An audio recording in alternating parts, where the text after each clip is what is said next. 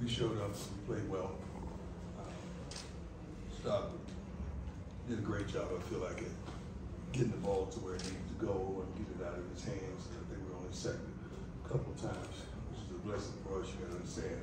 Unfortunately, we didn't get the catch from Travis. I thought that was good, as well as a punt return back from Dylan.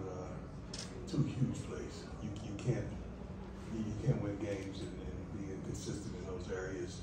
Couple big penalties. I know we got a third down, I believe, penalty, roughing the passer. I forget what down it was.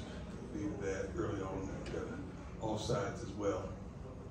Another down. Got the long one called back that Jimmy caught on the sideline as well. I believe I think man downfield. Where were we? Penalized. Penalty 7 for 59, which is not good.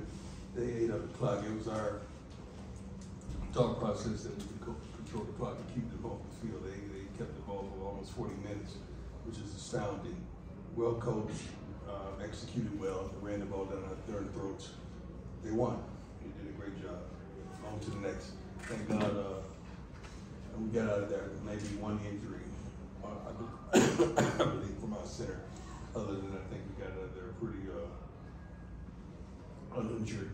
But it's time to start projecting and start thinking about tomorrow already. Let's go. With that being in mind, rather, what is Shedeur's injury? Will he have to have a procedure? Shedeur's hurt. Will he have to have a procedure? I don't know about a procedure. Shedeur's been hurt for a while, and just prolonging that, I think you guys you understand what time it is. And ironically, that was my first time playing with my son.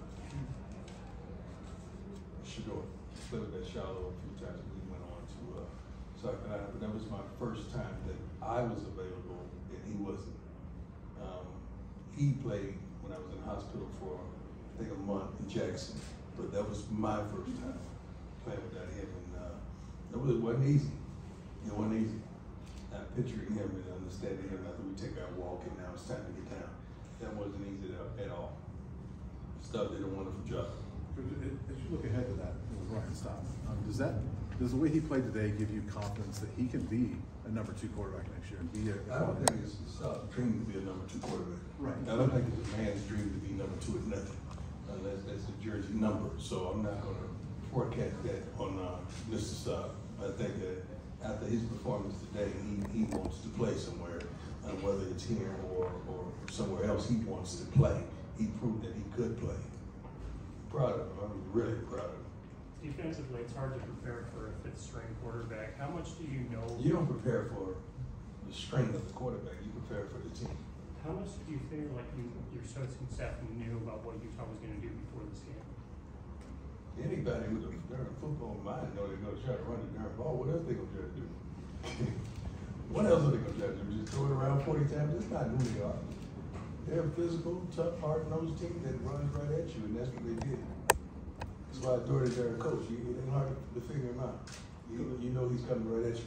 Coach, many times after these tough losses this season, you've talked about how you haven't seen quit in your team. As you go into the offseason, is that one of the key positives that you kind of take from this season? Yeah, you try to grasp onto anything positive that you can. And the way they fought, and you look at certain positions, you go segment by segment and see what you have in the kennel. And trust me, we're in the process of this is Coach Ray, this is his time, this is his moment, this is where he excels. This is where the scouting department, Corey, this is where they start doing their thing. Well, we already know what's going to come probably in the next few days to a week and a half. We already know what's going to transpire. You guys just you're gonna be pleased with what's coming. I promise you that. But everything you see that we have a lack thereof, a deficit, we're going to feel that need. What percentage of those additions this offseason do you expect to come from the transfer portal? A plethora. We want to win now, right? Yeah. I don't mind putting the high school kids in the microwave and letting them warm up a little bit. I don't mind that. But you got to understand what you really get out of that. Like how many, I think Dylan, 14, I'm sorry, I call numbers all the time, y'all know that. Come on.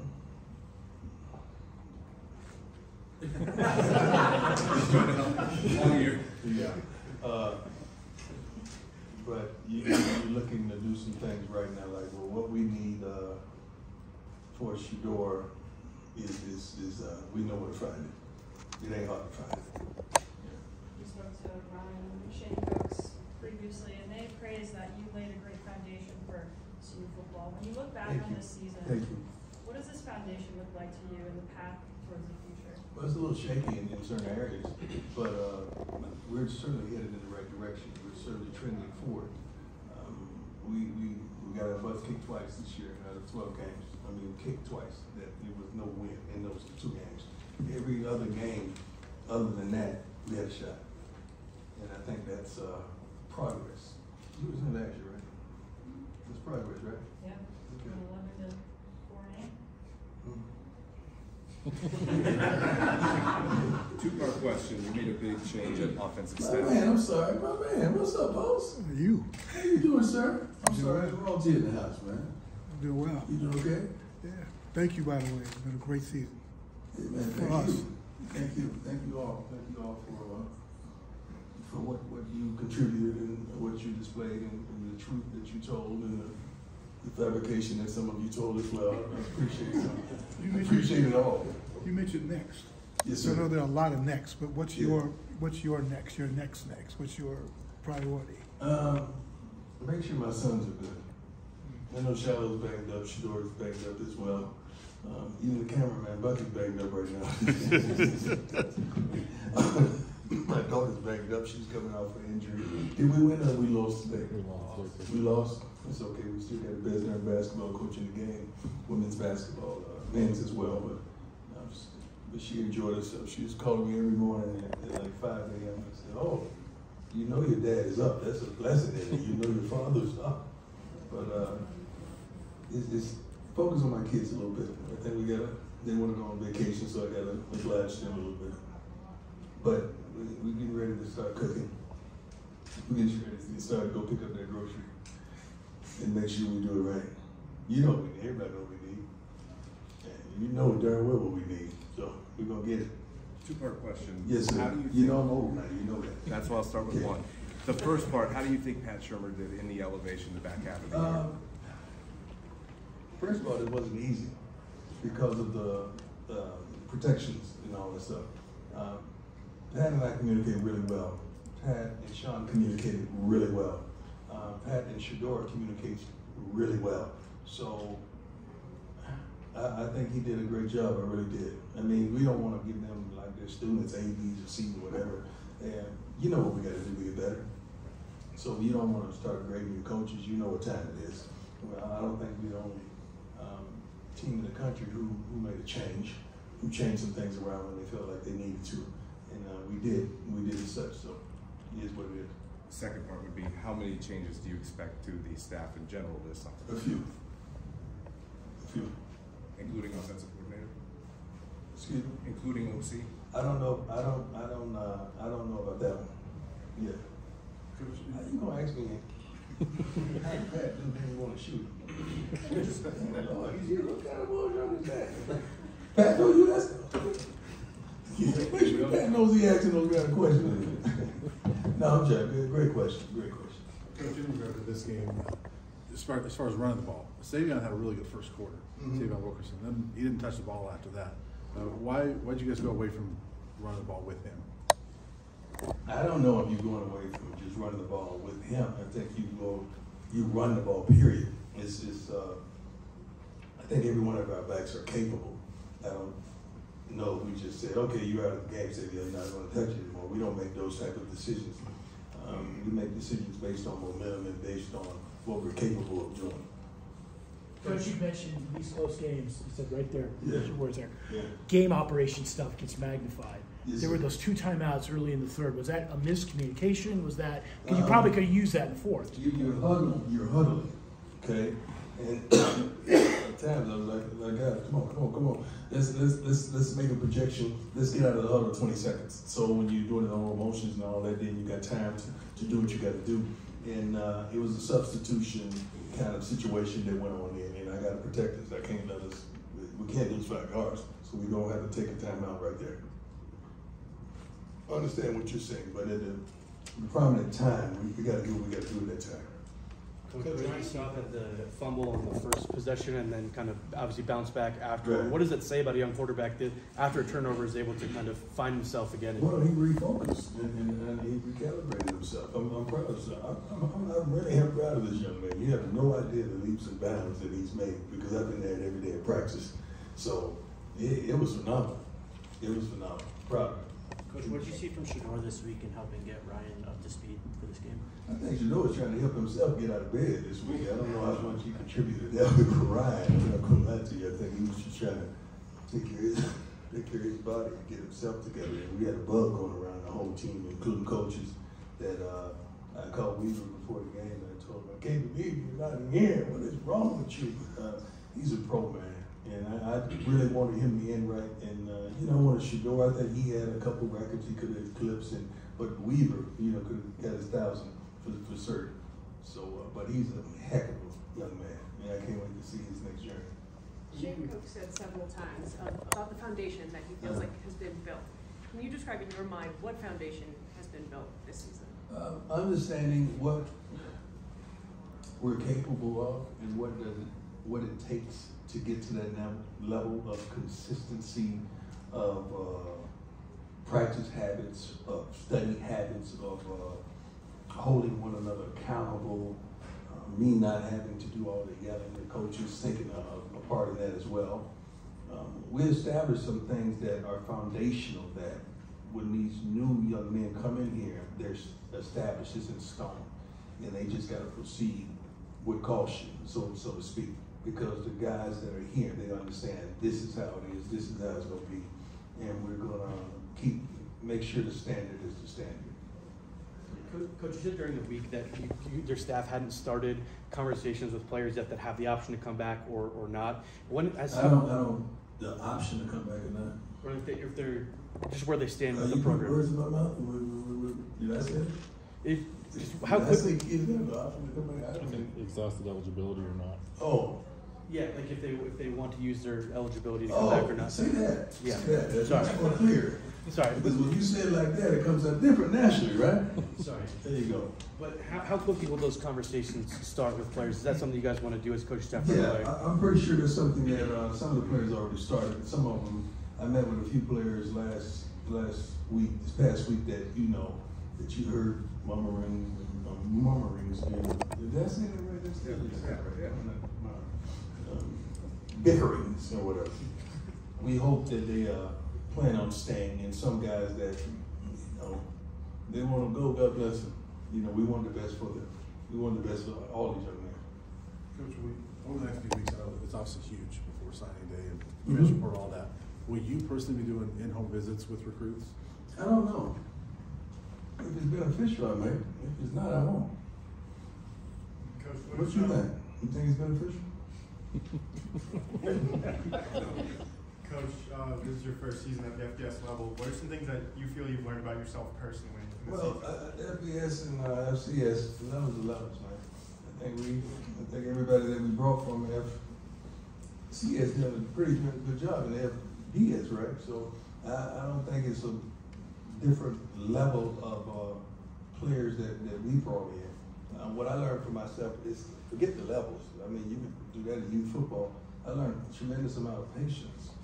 I mean, it was seen as so I'm impatient with some of the things that we did, but I learned a tremendous amount of patience, and I learned really what we need,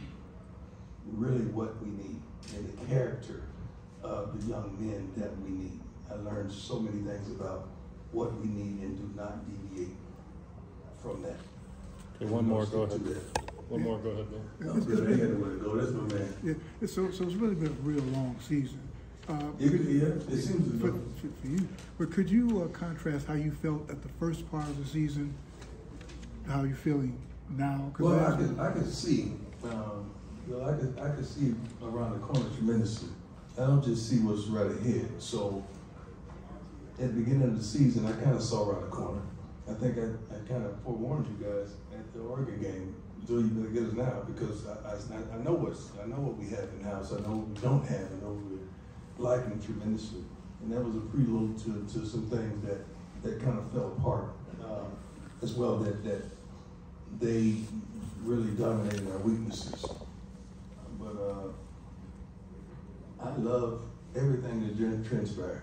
I could not grow if I didn't go through what we've gone through. I could not prosper if I didn't glean from what transpired this season. I could not be who I am if I didn't have these tasks at hand.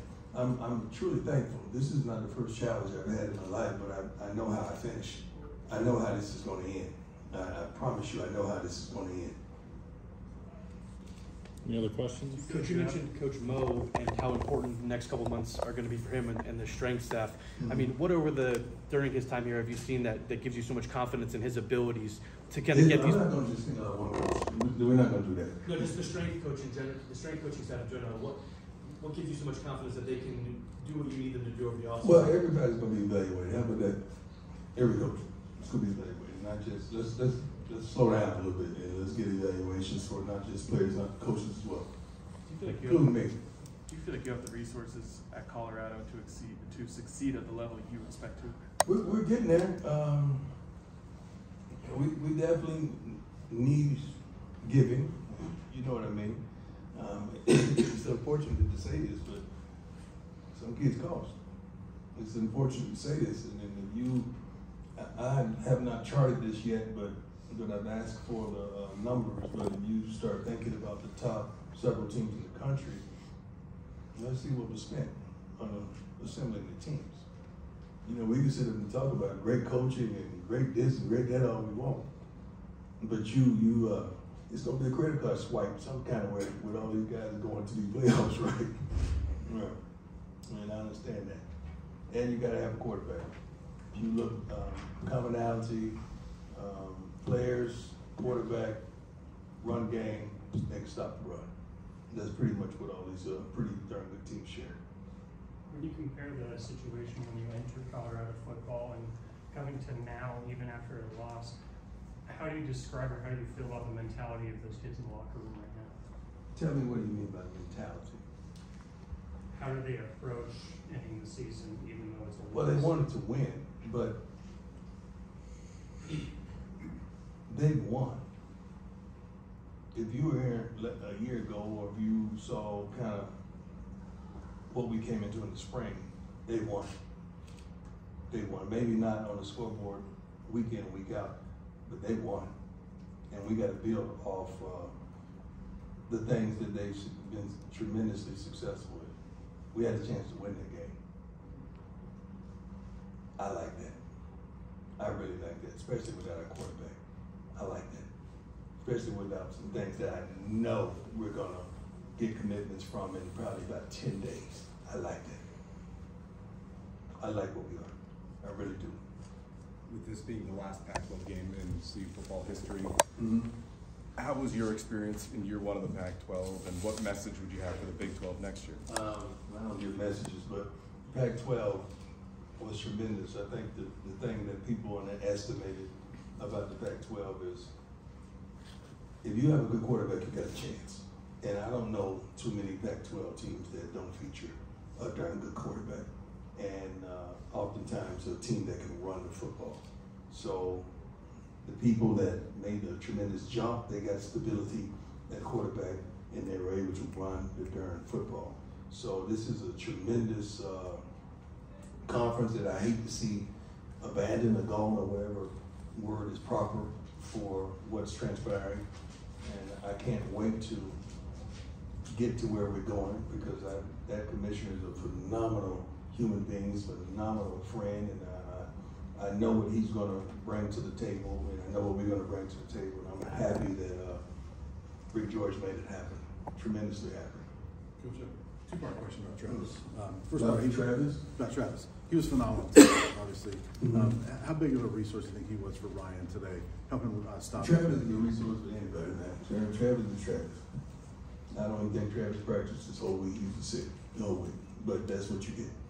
And the second part is, After, with this season now over, how much do you think he developed and kind of learned from this experience of He learned- being a two-way player? Well, Trevor's always been a I know, two-way like player. going through his first college football season, full college football season like that. Well, I mean, Darren Jackson State last year, huh? Yeah, well, like he was injured for half of it, so kind of Yeah, but he played. right. But he was a bigger part of the offense than he was at Jackson State. Yeah, I was there, you know. I was there. Well, numbers wise, he was certainly a better. Well, he played more, but when it was time for those big games, he was there and he contributed quite a bit. Travis is Travis. You don't have to blow his whistle, man. He is who he is. I wish we could have got that touchdown and going in the end zone. You spoke about running the ball. How big of an emphasis is that moving into next year to get better? in that That's department? number 1A and 1B. Running the football, stop the run. That's vital. 1A and 1B. I don't know which one is which. Coach, maybe a bit of an offbeat question, but you guys use 3 different kickers pretty consistently this season. Do you foresee any You mean a stability? kickoff guy, a field goal guy, and a punt guy? Pretty much that, yes. Yeah. Do you see any stability for that position? Maybe get one guy who can do all things? I don't think they make those guys anymore, do they? They don't. I don't think they make it. I think we got the best punter in the country. Mata is Mata. We got to get more consistency in the kickoff. That's one thing we got to do. We got to make sure we take care of that. The long snapper's done a phenomenal job as well. The kicking game, or the kickers, not the kicking game, the kickers have been, tremendously consistent this year. Tremendously consistent. Coach, huge emphasis. How you doing, sir? Good, sir. How are you? A huge focus during this season, as the season's gone on, has been the offensive line. Mhm. How do you view that they've progressed as this season, and how much of a focus in the off season do you think you'll? As a setup, man. You trying to set me up. You just set up question, man. You trying to set me up. I'm just wondering how you view they've progressed through the season, because I've seen them improve, going 2 sacks today. Yeah, it was good. That was great. We're happy. We're happy with the way they played today. Anything else for Coach? How do you think Shiloh played this year? I mean, I don't think he goes under the radar a little bit. I don't think he does, not for opposing teams. Shiloh played his butt off this year, man. Shiloh's been consistent. He's not the other brother. He's Shiloh. He's a force to be reckoned with. I don't know where he finished in tackles. I know that's what he told me all week. Dad, I got to make tackles this game. I want to lead the Pac-12 in tackles or something he was talking about. But he's dominant, man, in what he does. And he comes to play hard, and he brings his left field every week. I'm proud of him. I know he's banged up like crazy, and I'm really, really proud of my son. Yeah. Thank you. Thank you for asking for me, man. Anything else for Coach? All right, thank you. Thank you so much. Thanks for your patience this season. Thank you. All of you. My man. How you doing, sir? I'll do it too.